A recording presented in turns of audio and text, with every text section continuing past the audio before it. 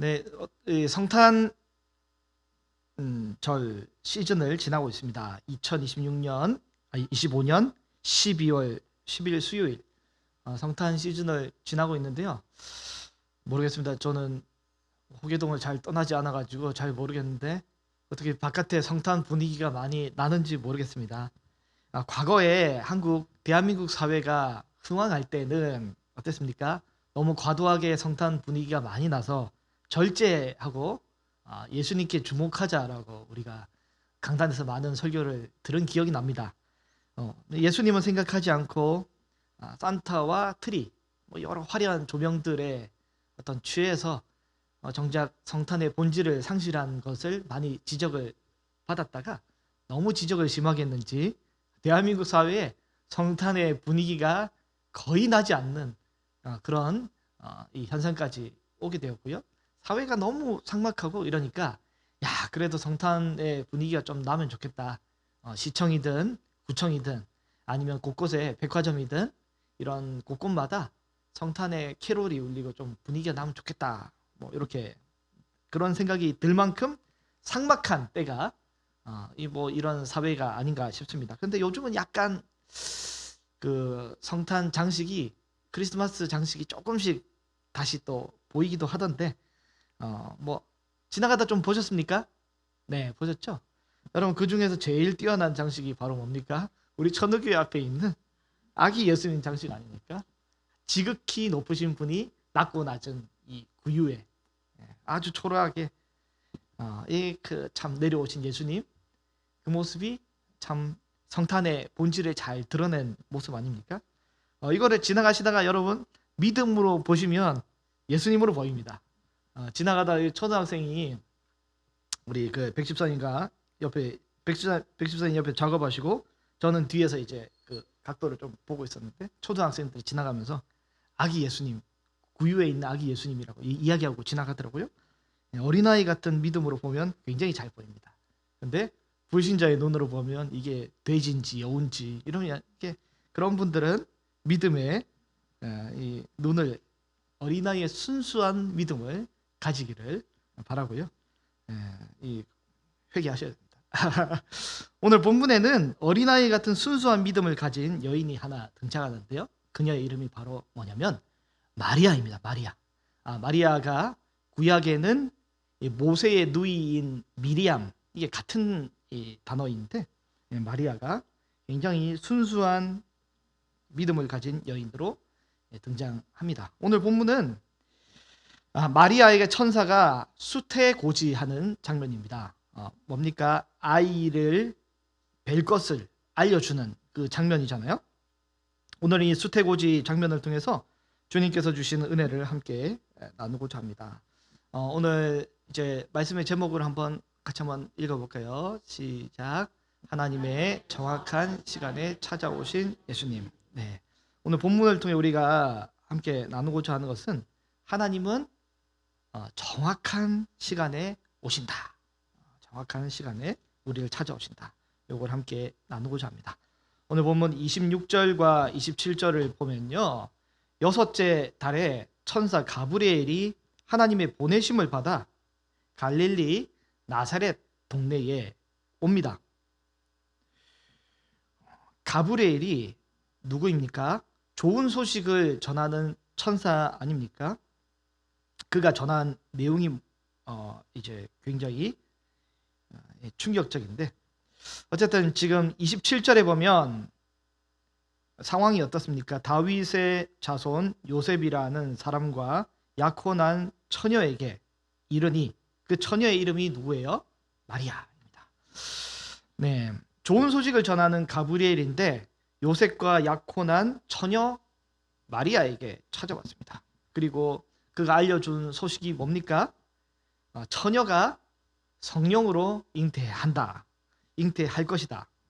다른 처녀 말고 바로 당신 마리아라고 명확하게 알려주는 것이죠. 여러분 그러나 인간적으로 마리아는 지금 임신을 할 만한 상황이 아니었습니다. 아닙니다. 그래서 그녀는 굉장히 당황을 합니다. 마리아에게는 어쩌면 좋은 소식을 전해주는 천사 가브리엘의 이 메시지가 좋은 소식으로 안 들렸습니다. 좋은 소식이 아닌 거죠. 그래서 마리아는 34절에 이렇게 이야기를 합니다. 34절에 뭐라고 합니까? 마리아가 천사에게 말하되 나는 남자를 알지 못하니 어찌 이 일이 있으리이까? 임신할 만한 상황이 아닌데 임신을 하겠다 하니까 지금 남자를 모르는데 어떻게 임신이 되겠습니까? 라고 이야기를 하는 거죠. 원래 임신했음을 알려주는 것은 여러분 축하받을 일 아닙니까?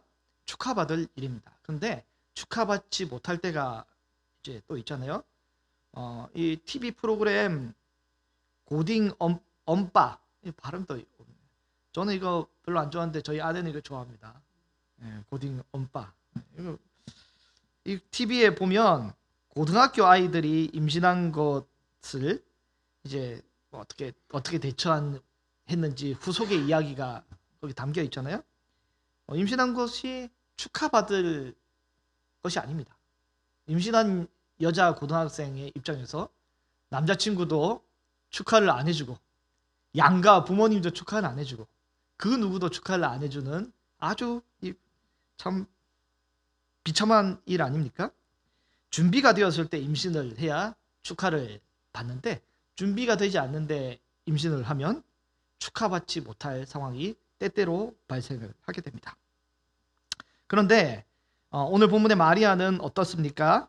아직 축하받을 만한 시간적인 상황도 안 되었고 환경적인 상황도 되지 않았습니다. 그녀는 처녀이고 남자를 경험한 적도 없습니다. 통상적으로 유대 여자아이가 13세 정도가 되면요 이제 약혼을 합니다. 정혼을 하는데요 1년 정도 시간을 보내고 정혼한 이후에 1년 정도 시간이 보낸 이후에 결혼을 하는데 약혼하고 약혼 즉 정혼을 한 다음에 결혼하기까지 1년 그 시간이 이제 남자는 남자 집에서 여자는 여자 집에서 시간을 보내긴 하지만 합법적인 이들은 부부입니다. 요즘으로 따지자면 주택 청약 신혼부부 이제 7년까지 이제 혜택이 있는데 어쨌든 1년이 벌써 카운팅이 될 만큼 이제 합법적으로 결혼의 어떤 기간에 들어갑니다. 단 1년간 신랑은 신랑 집에서 신부는 신부 집에서 각자 결혼을 준비하는 거죠. 그러다가 만약에 이 1년 기간 중간에 남자든 여자든 이 부정함이 드러나게 되면 크게 문제가 됩니다. 이 당시 유대의 율법 학자들이 크게 두 파로 나뉘는데요. 하나는 이 힐렐 학파, 이제 가말리엘이 힐렐 학파고 거기에 문화생이 또 사도 바울 아니었습니까? 힐렐 학파가 있고요. 그리고 샴마이 학파가 있습니다. 이 두 파가 있는데 이 바리새인들이 두 파가 있는데요. 이 힐렐 학파는 조금 관용적입니다. 하나 예시를 들자면 이 성전이 없는 상황일지라도 멀리서 예를 들면 느헤미야도 에스라도 사실은 성전이 없는 페르시아에서 사실은 신앙생활을 먼저 하고 있었지 않습니까? 이처럼 성전이 없는 상황일지라도 하나님 앞에 말씀을 기반으로 신앙생활을 할 수 있다라고 어떻게 보면 조금 유하게 해석을 합니다. 그러나 이 샴마이 학파는 굉장히 엄격합니다. 그래서 이 결혼하고 다시 정정합니다. 약혼, 정혼을 한 다음에 1년 동안 이 기간, 결혼하기 전까지 이 기간 동안에 만약에 부정한 무슨 일이 발생한다면 오늘 본문처럼 임신한 사건이 발생을 하게 된다면 힐렐 학파와 샴마이 학파의 반응이 다릅니다. 힐렐 학파의 반응은 어떻습니까? 마태복음의 이 요셉의 반응처럼 이제 조금 관용적으로 가만히 끊고자 시도를 합니다. 그러니까 적당히 이제 사람을 배려해서 이 관계를 끊는 이혼을 가만히 끊는 모습으로 진행한다면 샴마이 학파는 굉장히 율법적입니다. 신명기 22장에 보면 어떻게 돼 있습니까? 만약에 이 처녀가 결혼하기 전에 이렇게 그 임신을 하거나 부정한 관계를 하다 발각이 되면 돌에 맞아 죽게 되는 거잖아요. 그렇기 때문에 당대의 분위기가 심상치 않습니다. 지금 마리아가 처녀인데, 그리고 8세도 9세도 10세도 11세도 아니라 지금 이 처녀인 기간이 다른 시기가 아니라 약혼을 하고 정혼을 하고 결혼하기 1년 전 이 사이 동안에 굉장히 엄격하게 스스로를 돌아보고 판단하고 또 남편과의 관계, 모든 이 사회적으로 이 정결함과 또 순결함을 유지해야 되는 그 시기에, 우리가 생각할 때는 굉장히 적당하지 않은 그 시기에 굳이 하나님은 그 시기에 그녀를 찾아오셔서 임신을 잉태하게끔 그렇게 만들어 주신 거죠. 내 생각에는, 내가 판단할 때는 처녀인 상황에 임신을 하게 되면 이는 굉장히 위험하고 내 인생이 다 파괴될 만큼 저주스러운 상황이라고 여겨지지 않습니까? 여러분, 지금 이 시점에 만약에 하나님이 나에게 뭔가를 요구하신다면, 찾아오신다면 안 될 것 같은 그런 상황이 있지 않습니까?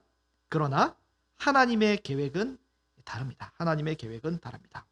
하나님의 계획은 반드시 마리아가 처녀여야만 했습니다. 그리고 마리아가 반드시 요셉과 합법적인 부부여야만 했습니다. 그렇기 때문에 마리아의 인생에 제일 정확한 그때가 바로 이 1년 그 시기가 되는 거죠. 마리아가 이 정확하게 요셉과 부부여야지만 사실은 다윗의 혈통으로서 예수 그리스도가 오시게 되는 그 일이 이제 나타나게 되는 거고, 지금 이 마리아가 정확하게 처녀여야만 한 상황이 왜 그렇습니까? 이사야의 예언에 있지 않습니까? 이사야 7장 14절을 보면 이렇게 되어 있는데 제가 한번 읽어드리겠습니다. 그러므로 주께서 친히 징조를 너희에게 주실 것이라. 보라, 처녀가 잉태하여 아들을 낳을 것이요 그 이름을 임마누엘이라 하리라. 반드시 기필코 요셉과 합법적인 부부인 상태이지만 반드시 기필코 마리아는 처녀여야만 했습니다. 그렇기 때문에 우리 하나님은 지금 좋은 소식을 보내는 가브리엘을 이 시점에 보내서 그녀로 하여금 성령으로 잉태되게끔 만들어 주신 거죠. 우리의 생각과 시기와 하나님의 생각과 시기는 다릅니다. 우리의 인간적인 생각으로 볼 때 처녀일 때가 제일 안 좋은 때이고, 또 정확히 말하자면 이 1년간의 정혼 기간인 상황, 이 시기가 제일 안 좋은 때지만 하나님이 보시기에는 그 시기가 제일 좋은 때, 하나님이 제일 원하시는 시기가 되는 것입니다. 죄로 오염된 인류가 어찌 인간의 혈통과 인간의 방법으로 선한 것을 만들어낼 수 있겠습니까? 그래서 하나님께서는 인간의 정상적인 방법으로 아이를 태어나게 하는 것이 아니라 초자연적인 방법으로 마리아가 처녀인 상황에서, 남자를 모르는 상황에서 임신하게 만들어야만 했죠. 그렇기 때문에 마리아는 꼭 처녀여야만 했고, 또한 율법에 또 이제 역사서에 예언된 대로 꼭 태어날 그 메시아는 다윗의 혈통이어야 했기 때문에 정혼한 그 시기, 요셉과 정혼한 그 시기, 꼭 그 시점에 태어나야만 한 것입니다. 우리 귀한 성도 여러분, 우리가 처음 예수님을 만나고 우리가 처음 예수님을 구주로 영접했던 시기, 그 시간을 한번 되돌아보기 원합니다. 여러분, 그때가 우리 인간적으로 볼 때 제일 풍요롭고 여유 있고 종교를 가지고 신앙을 가지고 또 다른 이 공동체에 들어가서 사람들을 만나기에 제일 적합한 시기였습니까? 여러분, 그렇지 않습니다. 우리가 예수님을 만났던 그 시기는 우리 마음이 제일 가난했고 다른 그 누구를 우리의 마음에 모시기에, 또 다른 믿음의 신앙의 공동체의 사람들을 내가 교제 나누기에 여유가 없었던 시기입니다. 우리가 인생에 제일 행복했던 시기가 아니라 제일 서글펐던 시기였고, 단 그 시기에 우리가 예수 그리스도를 만났기 때문에 제일 행복한 시기로 바뀌게 된 것 아닙니까? 여러분, 우리는 신앙의 여유를 가지기에 제일 적합한 그 시기에 예수님을 만난 것이 아니라 하나님이 제일 적합한 시기에 우리에게 찾아오셨습니다. 하나님이 우리 인생에 제일 필요한 그 시점에 우리를 만나 주셨고, 우리로 하여금 예수님을 믿도록 만들어 주신 것이죠. 여러분, 오늘 본문에 마리아는 지금 굉장히 불안한 상황이고 굉장히 당황스러운 상황입니다. 갑자기 내가 임신이라니 굉장히 당황스럽고 불안한 상황 중에 놓여 있습니다. 오늘 본문 29절을 보면 처녀가 그 말을 듣고 놀라 이런 인사가 어찌함인가 생각했다라고 하는데, 굉장히 골똘히 고민스럽게 있었던 것이죠. 마리아는 쉬운 상황이 아니었습니다. 여러분, 근데 갑자기 임신이라니, 여러분, 이게 논리적으로 설명이 되는 것입니까? 논리적으로 설명되지 않는 영적인 현상입니다. 아이가 뱃속에 있는데 그것이 조금씩 꿈틀꿈틀 느껴지는 게, 여러분, 이것이 어떻게 논리적으로 설명이 되겠습니까? 아이가 뱃속에서 미세하게 꿈틀거리는 것을 어떻게 우리가 조리 있게 설명할 수 있겠습니까?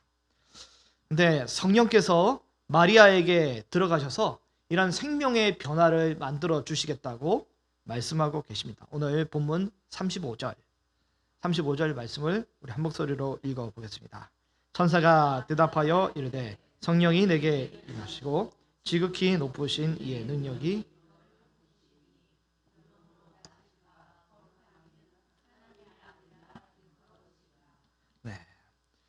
나실 바 거룩한 이는 하나님의 아들이라고 일컬어지겠다라고 명확하게 말씀하고 있습니다.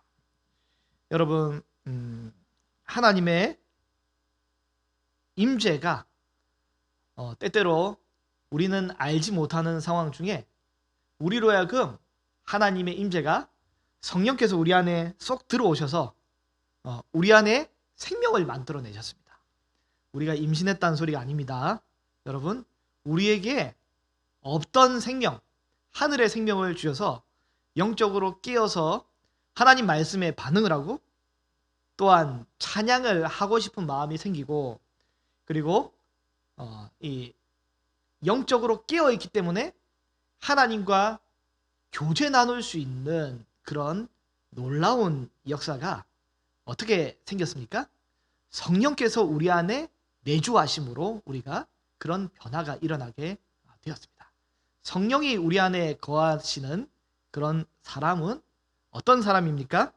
오늘 본문 26절의 고백처럼 뭐라고 되어 있어요? 26절, 오늘 본문 28절입니다. 28절에 보면 뭐라고 되어 있냐면, 그에게 들어가 이르되 은혜를 받은 자여 평안할지어다 주께서 너와 함께 하시도다 하니, 우리가 오늘 말씀 서두에 함께 서로를 축복한 것처럼 우리는 은혜를 받은 사람이고 평안을 누리는 사람이고 하나님이 우리 가운데 함께 하시는 그런 사람인 줄로 믿습니다. 성령이 우리 안에 거하시기 때문에, 성령이 우리 안에 들어오셨기 때문에 이런 현상이 우리에게 있는 것이죠.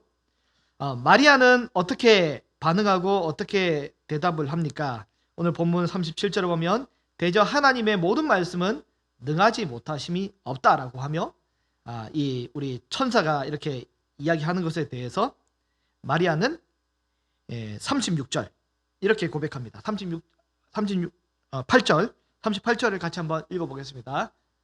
우리의 믿음의 고백을 담아 같이 읽어보겠습니다.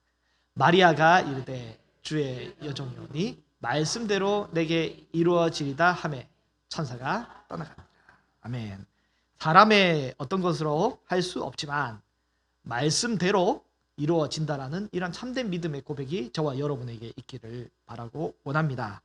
마리아는 오늘 날처럼 산부인과에 가서 임신이란 것을 이제 확인하고 아는 것도 아니고, 아니면 집에서 임신 테스트기로 임신을 안 것도 아니라 다른 방법으로 지금 임신을 알려주게 됩니다. 천사가 알려주는데요. 임신 테스트기가 뭡니까? 바로 36절에 나옵니다. 어떤 방법으로 임신이 테스트가 됩니까? 보라, 내 친족 엘리사벳도 늙어서 아들을 배었느니라. 본래 엘리사벳은 임신하지 못한다라고 동네방네 다 알려진 인데 이미 임신한 지 몇 달이 되었어요? 6달이 되었다라고 지금 이야기를 하고 있습니다. 원래 임신이 불가능하다라고 알려졌던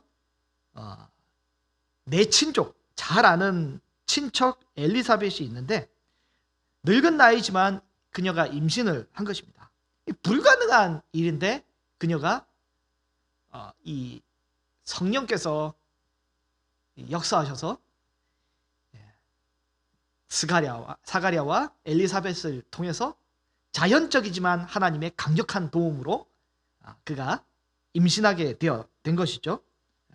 사실은 인간적으로 보면 있을 수 없을 만한 시기인데 이미 뭐 이제 더 이상 난자에 배출이 안 되고 더 이상 생산이 되지 않는 그런 현상인데 하나님이 은혜를 주셔서 만들어 주신 거죠. 엘리사벳은 평생 임신하고자 노력하고 힘썼겠지만 좌절과 실패가 어쩌면 그녀의 평생을 지배했을지 모르겠습니다.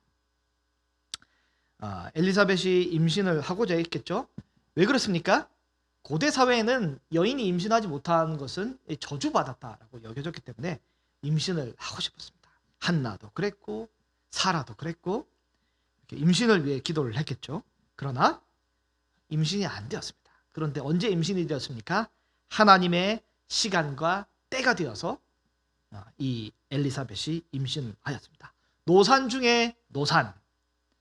이게 6, 70 넘어버리고 80 이렇게 되고 이런데 임신이 어떻게 됩니까? 여러분 그 권사님 중에 한 분이 갑자기 임신했다고 오시면 얼마나 충격이 되겠습니까? 이러면 충격이 됩니다. 근데 엘리사벳이 임신을 한 것이죠.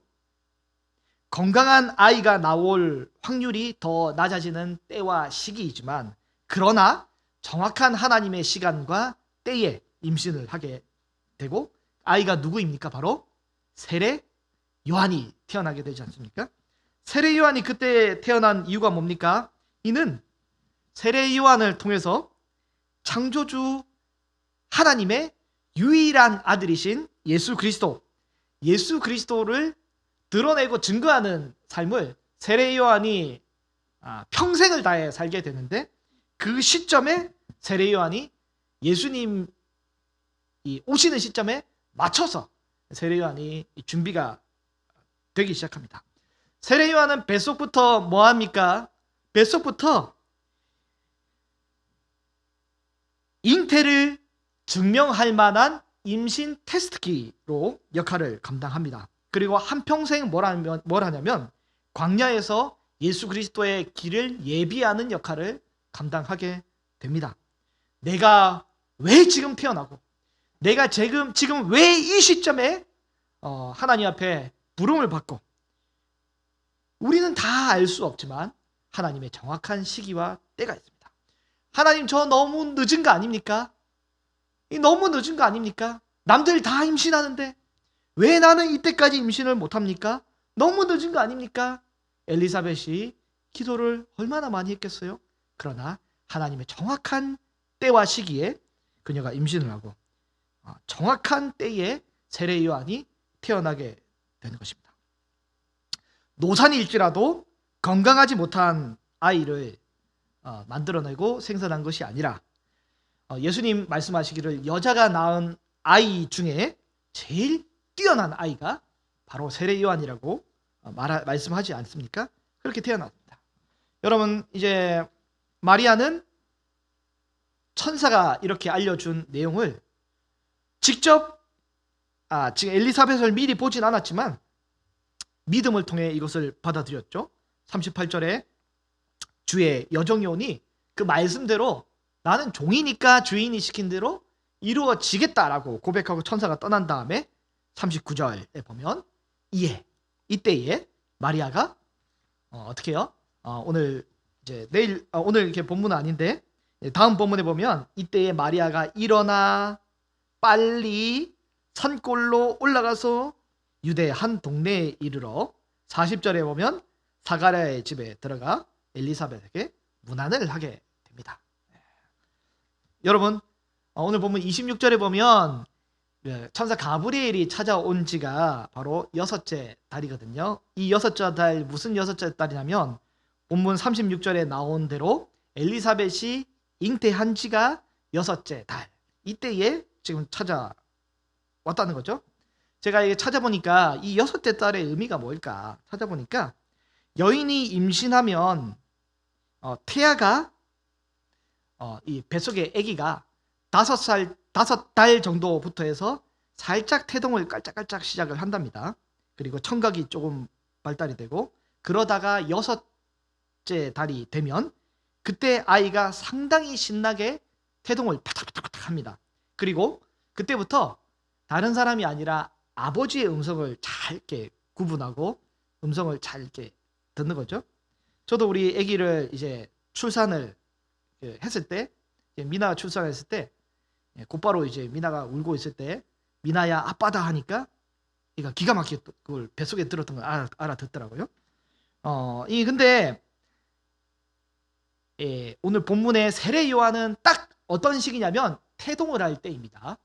또 어떤 시기냐면 아버지의 음성을 알아들을 그 시점이 온 거죠. 그런데 아버지 사가랴는 지금 문제는 뭐냐면 오늘 마리아가 방문한 이때로부터 3개월, 4개월이 더 지날 때까지 무슨 일이 발생하냐면 이미 성전에서 입을 벙어리가 되고 말하지 못하는 상황이 되고 3, 4개월이 지나서야 입이 풀립니다. 다시 말해서 한 번도 아버지 음성을 들은 적이 없어요. 아직까지. 그런 다음에 오늘 본문 앞에 보니까 24절, 1장 24절에 보면 엘리사벳이 임신한 이후에 5달 동안 숨어 있습니다. 25절 주께서 나를 돌보시는 날에 사람들 앞에서 내 부끄러움을 없게 하시려고 이렇게 행하셨기 때문에 일단은 5달 동안에 배가 볼록 나오기 전까지 어쨌든 숨어 있단 말이죠. 그러게 6째 달에 마리아가 왔는데 여러분 이 천사를 만난 이후에 마리아가 빨리 일어나 엘리사벳의 집에 이제 마리아가 방문했는데 그때 아버지 음성을 한 번도 못 들었던 엘리사벳이 어쩌면 이제 마리아의 음성을 듣고 부딪히자마자 어떻게 되면 엘리사벳이 성령의 충만함을 입어서 뱃속에서부터 세례 요한이 뛰놀면서 이 춤을 추기 시작합니다. 복중에서 뛰노는 모습을 보게 되는 거죠. 여러분, 하나님의 정확한 시간에 세례 요한이 딱 이 배에서 반응을 하는 타이밍에 되었고 그때 이제 정확하게 메시아인지 아닌지 구분을 하게 됩니다. 엘리사벳이 뭐라고 합니까? 1장 42절에 보면 큰 소리로 엘리사벳이 뭐라고 하냐면 여자 중에 내가 복이 있으며 내 태중의 아이가 복이 있도다. 43절에 보면 내 주의 어머니가 내게 나왔다. 44절에 보라 네가 문안하는 소리가 내 귀에 들릴 때에 아이가 복중에서 기쁨으로 뛰놀았다 라고 이야기를 합니다. 이때 이제 마리아가 말씀이 이루어질 것에 대해 더 명확한 믿음을 가지게 되었겠죠. 여러분, 하나님의 정확한 시간과 정확한 때가 있습니다. 이것이 사실은 누가복음을 지배하고 있는데, 여러분, 하나님의 정확한 시간과 때가 예수님과 마리아 그리고 엘리사벳과 세례 요한만 지배하고 있는 것이 아니라 하나님의 정확한 시간과 때가 저와 여러분 우리 모두에게도 있는 줄로 믿습니다. 여러분, 하나님의 시간은 오류가 없고 하나님의 시간은 오차가 없습니다. 여러분, 지금은 아닌 것 같다, 지금은 아닌 것 같다, 여러분 그런 거 없습니다. 여러분, 우연도 없고요, 적당하지 않은 때가 없고, 여러분 인간적으로 하나님의 시간과 때를 만들어낼 수 없습니다. 여러분, 오늘 예수님을 맞이하기에 적합하지 않은 것 같고, 오늘 하나님 말씀을 따르고 순종하기에 적합하지 않은 것 같은 그런 때는 없습니다. 여러분, 오늘 우리에게 찾아오신 마리아에게 찾아오신 예수님, 오늘 우리에게도 정확한 시간과 정확한 때에 찾아오신 줄로 믿습니다. 하나님의 오류가 없고 오차 없는 그 시간 안에 거하는 저와 여러분인 것을 기억하고, 날마다 어떤 순간과 환경일지라도 하나님의 음성이 우리 귀에 들리면 말씀으로 마리아처럼 믿음으로 반응할 수 있는 그런 귀한 성도들 되시기를 바랍니다.